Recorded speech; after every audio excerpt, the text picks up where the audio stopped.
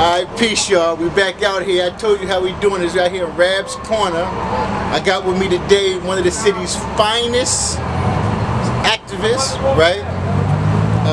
Tell you a little bit about the brother. The brother is leader in the Black Panthers. He's instrumental in establishing safety in the community all throughout the streets of Newark County area. So without further ado, I'm gonna get a few words and let him introduce himself. Our brother Reef. Black Power family out there, man. I'm here with my comrade, actually, my big brother, somebody that I looked up to for many years when I was a youngster, you know what I mean? He told me a lot, especially about this stuff, this life in these streets.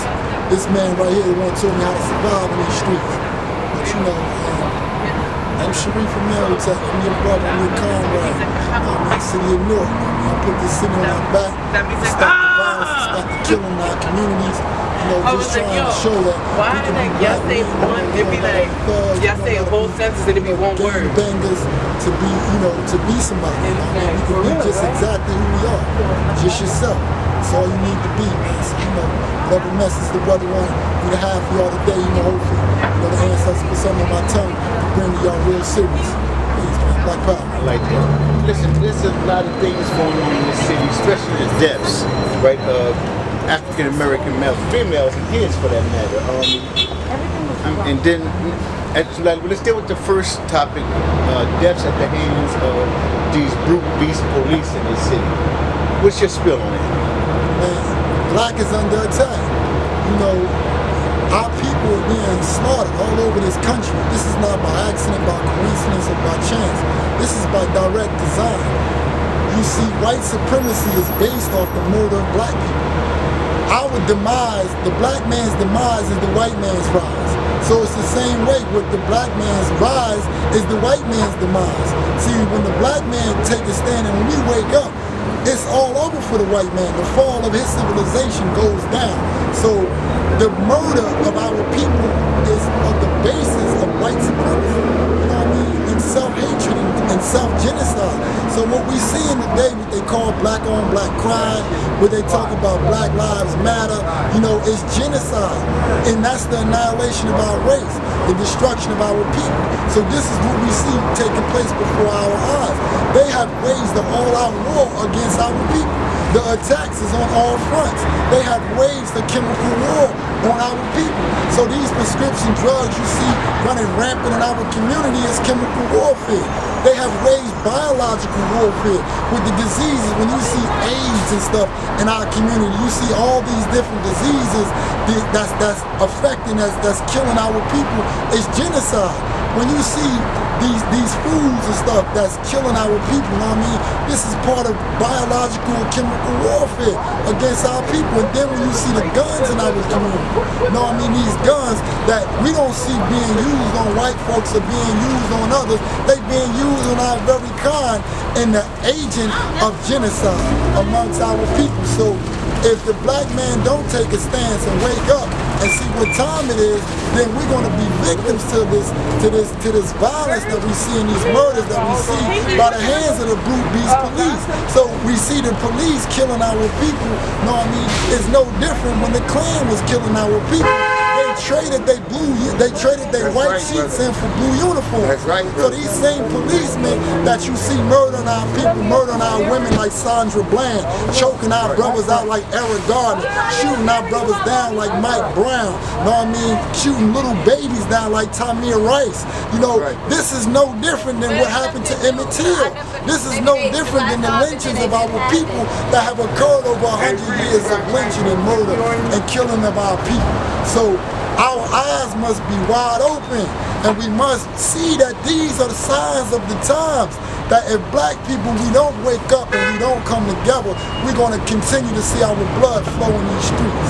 That's right. Another question for you, right? Now, we see that there's crimes like major black on black crimes, right?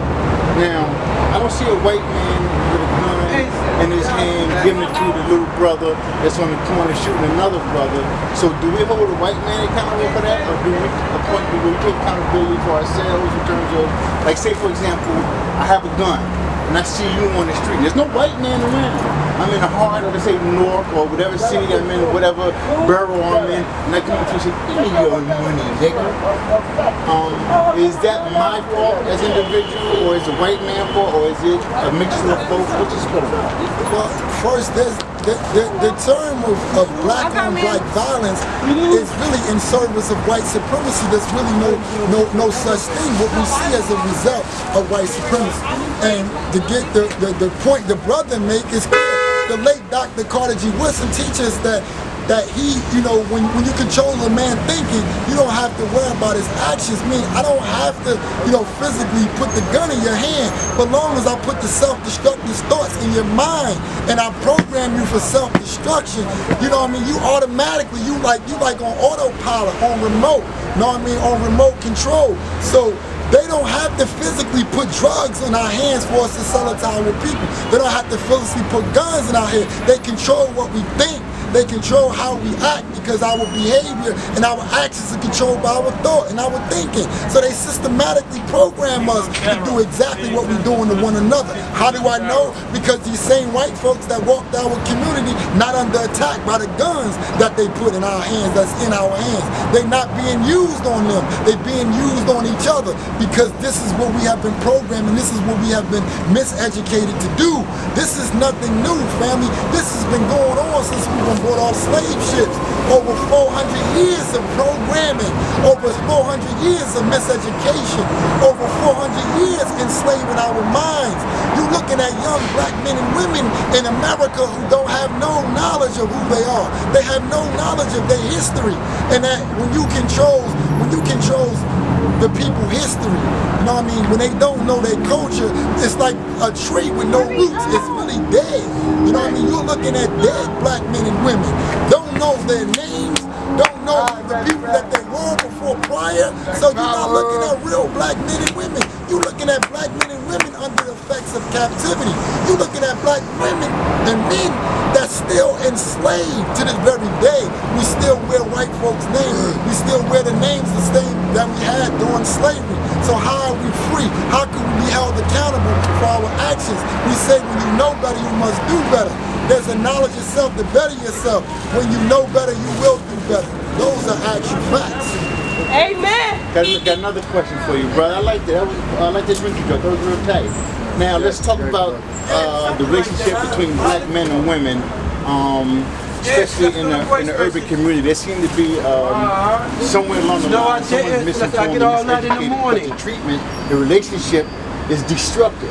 Like, we disrespecting our sisters. We got a sister out here taking pills, selling their body, smoking whatever it is that they're smoking, got their face looking all great. And we're talking about 20, 19, and in their early 30s, looking older than me. I mean, what do we do about that? Is it the brother's fault? Is it the sister's fault? And is there a solution to where we can help? Because, the center of the family unit, the center of our nation is our women. So if we don't have that protective barrier over our women, our nation is going to stay in a degressive state. So, what can you tell us about that? The late great Malcolm X, El-Haj, Malik Shabazz teach us of all our studies, history is best qualified to reward our research. Meaning if we know what happened yesterday, we can intelligently discuss today. This relationship between the man and the woman, it goes back to slavery. It goes back to Willie Lynch when you put the male versus the female, when you break these things down. We pit one another against each other. So our relationship between the man and the woman has been what kind of relationship has it been? It has been a slave relationship. It has been the same relationship that it was on the plantation, where they just used some of us just for breeding purposes.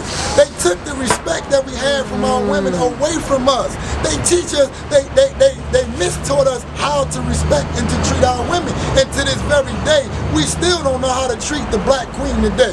Is it by our fault or is it by our education? Who taught us to disrespect black women? Who taught us to hate our women? The ones who gave birth to us, our people. This white man, the same one who enslaved us. But like I said, but when you come into the knowledge of yourself, when you come into the knowledge of who the black woman is, when you come into the knowledge that she's the mother of civilization, that she's the queen of the universe, it's impossible for you to disrespect her. But when you think that she's nothing but a bitch, When you think she's nothing but a hoe, what do you treat a hoe? How do you treat a bitch? A bitch is a female dog. How do you treat a dog? You treat them like an animal. You degrade them. You disrespect them. But when you learn that she's a queen, and when she learns that she's a queen, she demands nothing other than that but the utmost respect for her. The mother is the first teacher. When she teach her child that he's a young prince or she's a young princess, she will grow up knowing that and developing that and becoming a queen and becoming a king who we really are. So this is where it starts. It starts not only in the home, but it starts with the first teacher, the black woman. When we educate the black woman, we educate a whole nation. Our people can rise no